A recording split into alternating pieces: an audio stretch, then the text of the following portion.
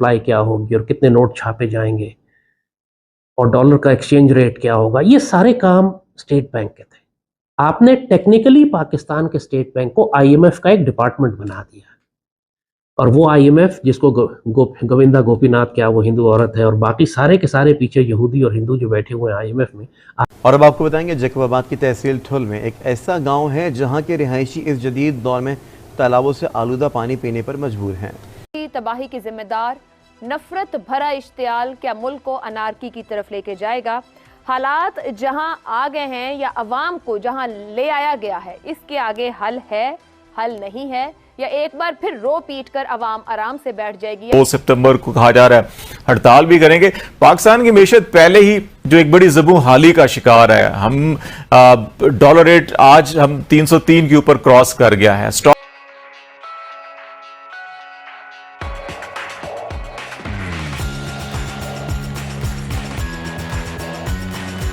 आपके ख्याल में वो इस इदारे को इस्तेमाल करके पाकिस्तान की माशी तरक्की करेंगे या पाकिस्तान को माशी दहशतगर्दी के जरिए तबाह बर्बाद करेंगे?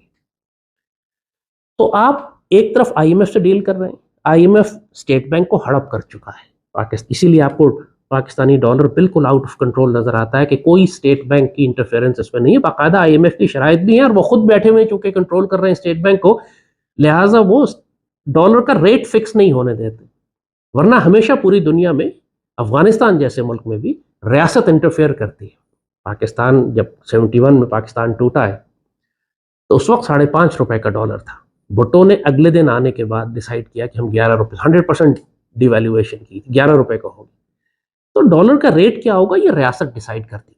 हम अपना सारा डीजल खुद बना सकते थे, सारी बिजली खुद बना सकते थे। इन सारे आईपीपीस को, जो तमाम करप्ट इदारे हैं, आईपीपीस को नेशनलाइज कर लें, हमें करना पड़ेगा। ये जो अगर ये नहीं मानते, इनके साथ सख्त निगोशिएट करें, इनके डायरेक्टर को जेल में डालना पड़ेगा, जिन्होंने हजार अरब रुपया ये हर साल मुल्क से लूट के ले जाते हैं, ये इंडिपेंडेंट पावर प्रोड्यूसर्स, और उसमें न जाने कितना हिस्सा जरदारी का और नवाज शरीफ का शेयर होता है। आपको इनको गिरफ्तार करना पड़ेगा। अगर ये निगोशिएट नहीं करते, नेशनलाइज करें जैसे भुट्टो ने किया था, ओवरनाइट सब कुछ लेके अपने हाथ में। देख ऐसी की तैसी इंटरनेशनल पावर्स की, कोई कहेगा इंग्लैंड की कंपनी है तो वहां की कंपनी है, वो शोर करेंगे ये लूट रहे हैं हमें, ये डाकू हैं, इन्होंने they have committed crimes under Pakistani law, they should be arrested for it. यहां पे ये हुकूमत को सख्ती करनी पड़ेगी, आपको स्टैंड लेना पड़ेगा, आपको सख्ती करनी पड़ेगी, आपको इंटरनेशनल प्रेशर बर्दाश्त करना पड़ेगा, वरना मुल्क में बगावत हो जाएगी। चॉइस आपके सामने, जो मर्जी कर ले। हर हुकूमत ये करती है कि अपनी कौम को रिलीफ देती है, अपनी कौम को अपने साथ मिलाती है, और फिर दुनिया की ताकतों के खिलाफ खड़ी होती है। और फिर आप अकेले तो नहीं है, आपके पास दुनिया की बड़ी बड़ी ताकतें, आपकी दोस्त भी है।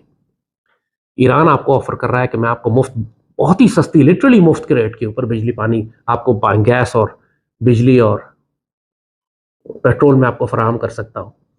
ईरान का सब कुछ सस्ता है। ईरान के, हमारी कैपेसिटी बिजली बनाने की 20-25 हज़ार मेगावाट है, ईरान के पास 75,000 मेगावाट कैपेसिटी है। वो पूरी दुनिया में, पूरे खित्ते में बिजली फरोख्त करते हैं। इराक को भी दे रहे हैं, गवादर को भी दे रहे हैं। वो गवादर को दे रहे हैं तो वो बलूचिस्तान को भी ले सकते हैं, बलूचिस्तान से बाकी पाकिस्तान को भी जा सकती है। आपको उतनी इंटरनेशनल आईपीपीज अगर बदमाशी कर रहे हैं, आपको कहे तुम बंद कर दो, ना तुम्हें कैपेसिटी पेमेंट करेंगे ना तुमसे बिजली लेंगे, बंद करके बैठ जाओ, हम ईरान से बिजली ले लेंगे। आप ले सकते हैं। ईरान दे रहा है पूरे खित्ते को, ताजिकिस्तान को, उधर सेंट्रल एशिया भी दे रहा है, इराक को भी दे रहा है, हमें भी दे रहा है। ऑलरेडी गवादर को बिजली ईरान से आ रही, बाकी पाकिस्तान को क्यों नहीं आ सकती? ऑलरेडी पूरा बलूचिस्तान और साउथ पंजाब जो ईरानी पेट्रोल पे चल रहा है, उसको लीगलाइज कर ले, ऑफिशियल कर ले, आपको सस्ता पेट्रोल वहां से आना शुरू हो जाएगा, सस्ती गैस आनी शुरू हो जाएगी।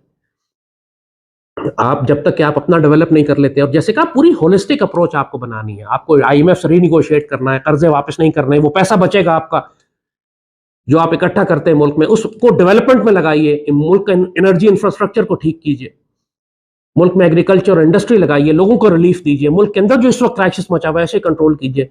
फिर मुल्क को चलाने के लिए जो पैसा आपको चाहिए, वो जो पिछले 15-20 साल में लूटा गया है वो निकालिए।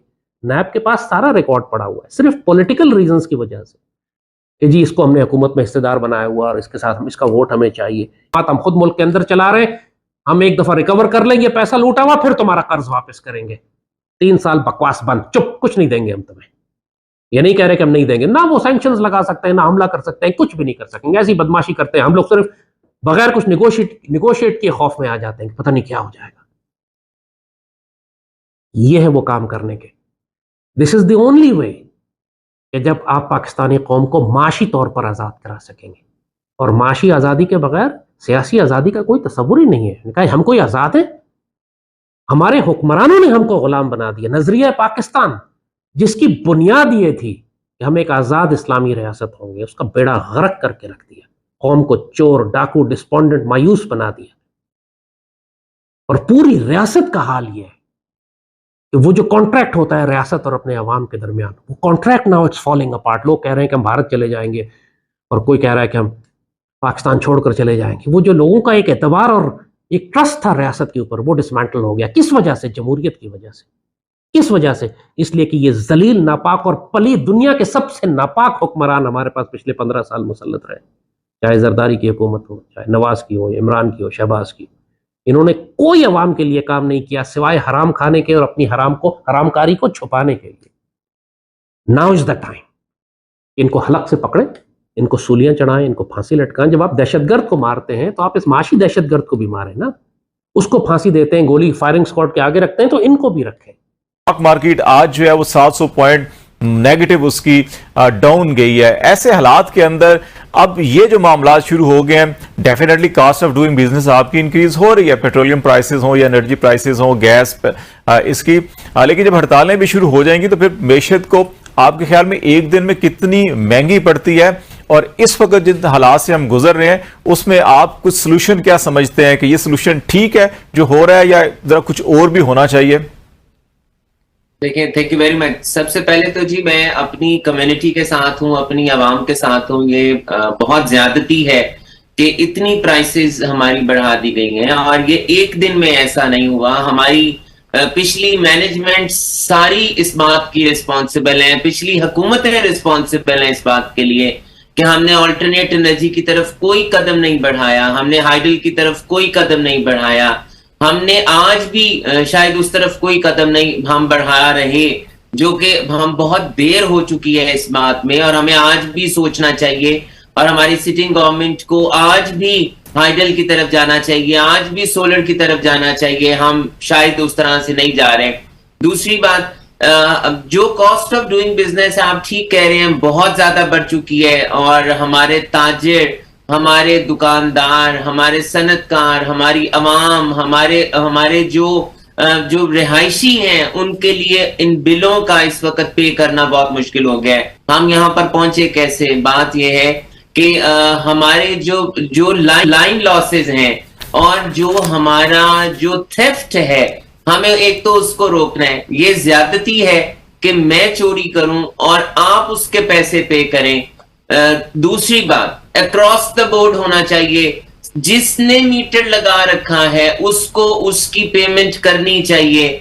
जो यूनिट इस्तेमाल कर रहा है, चाहे वो 1 यूनिट भी इस्तेमाल कर रहा है, उसे देना चाहिए। और जो बहुत इंपॉर्टेंट बात है, पाकिस्तान इस वक्त इमरजेंसी में है, पाकिस्तान इमरजेंसी से गुजर रहा है। सो no free units for anyone, for any class, for any status, for any department। किसी के लिए जब तक मुल्क अपने पैरों पे खड़ा नहीं हो जाता, जब तक मुल्क के हालात बेहतर नहीं हो जाते, किसी को फ्री यूनिट्स नहीं दिए जाने चाहिए। और अगर हम इसी तरह से चलते रहे, अगर हमने नहीं सोचा, तो हमारे लिए सरवाइव करना बहुत मुश्किल हो जाएगा। जो हम बार बार ये बात कर रहे हैं, हम अपनी एक्सपोर्ट को बढ़ाना चाहते हैं, हम इंपोर्ट को कम करना चाहते हैं, हम अपनी कॉस्ट ऑफ डूइंग बिजनेस को कम करना चाहते हैं। तो अगर ऐसे ही हालात चलते रहे, नहीं हम कर सकेंगे, फिर आगे नहीं बढ़ सकेंगे। मैं आपके पास वापस